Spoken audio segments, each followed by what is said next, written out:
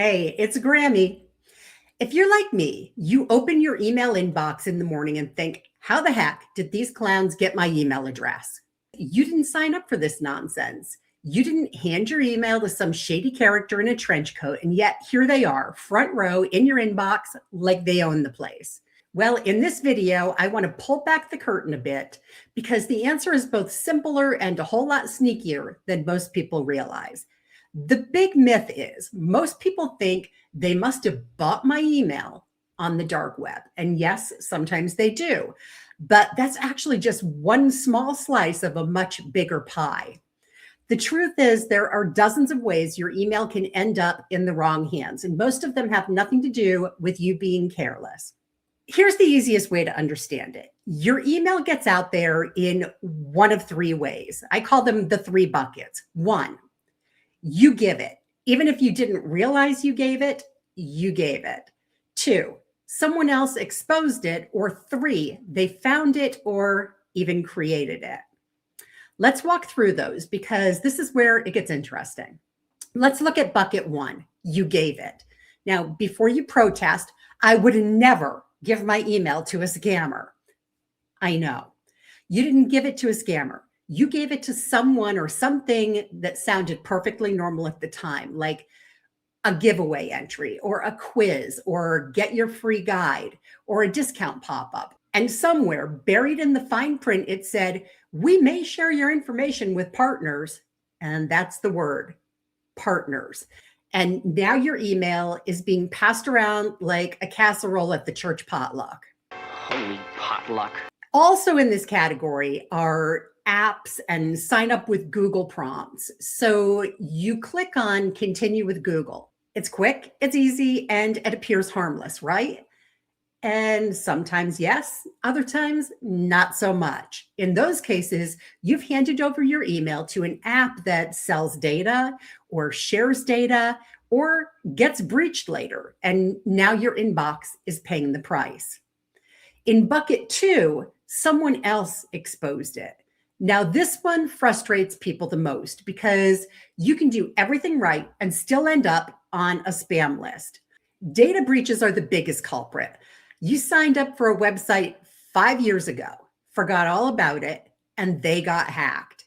Your email is now part of a database that's floating around the internet. And here's the kicker. Scammers combine those data leaks.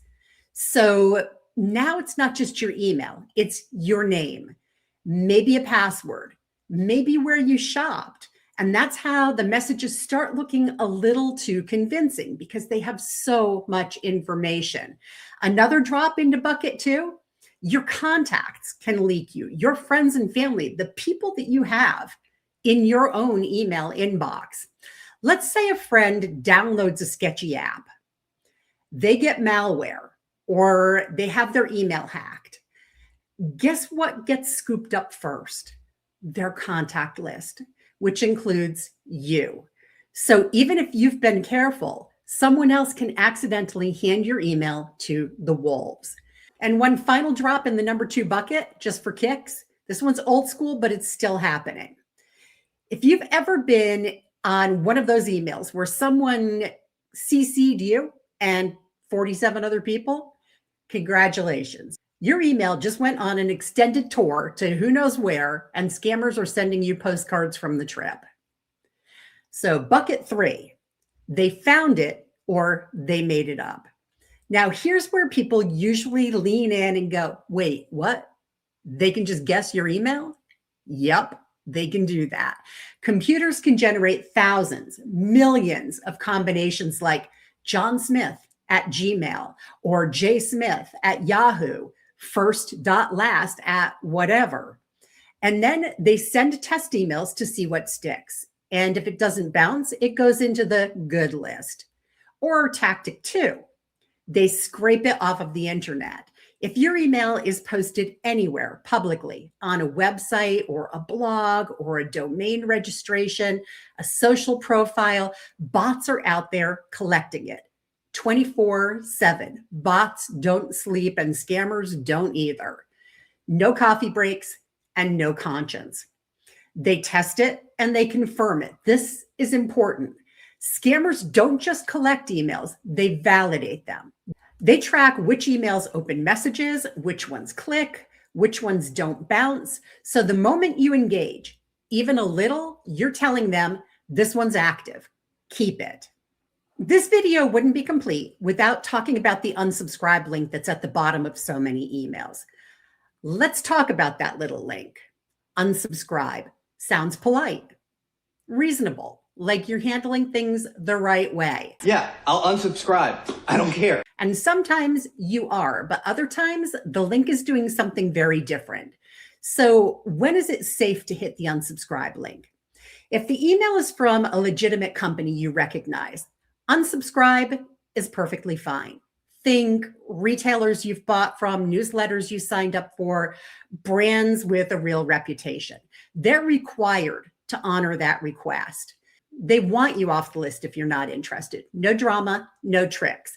But let's talk about the other kind, the ones where you don't recognize the sender, or the email feels off, or the offer is a little too eager, or the deal is a little too good, or it just wandered into your inbox uninvited. Clicking unsubscribe there can actually confirm your email is active and tell them there's a real person reading and make your address more valuable. In other words, you didn't get off the list. You just upgraded to the good list. Here's the simplest way to decide. If you trust the sender, unsubscribe. If you don't recognize them, don't touch it. So what should you do with the sketchy ones? Mark them as spam, block the sender, delete and move on. No clicking, no interacting, no replying, no curiosity required. Because with scammers, any engagement is information. With legitimate companies, unsubscribe removes you, and with scammers, it introduces you. So if you're sitting there every day looking at your inbox and thinking, I must have done something wrong, let me stop you there. You're human, you exist online, and that's enough. That's all it takes for these folks. Let's do a quick recap. Your goal is not to keep your email perfectly hidden. That ship sailed somewhere around 2007. The goal here is to know how this works, to spot the nonsense faster and don't take the bait. Because the real danger isn't that they have your email, it's what they hope you'll do with it next. If this helped you to make a little more sense of the madness in your inbox, stick with me. Hit the like button and be sure to subscribe and turn on notifications so that you'll be notified whenever I put up a new video. I'll keep showing you exactly how these scams work and how to shut them down. And if you've gotten a particularly ridiculous email lately, drop it in the comments. I want to see it. I collect these things like souvenirs. Have a great day, and I will see you here next time.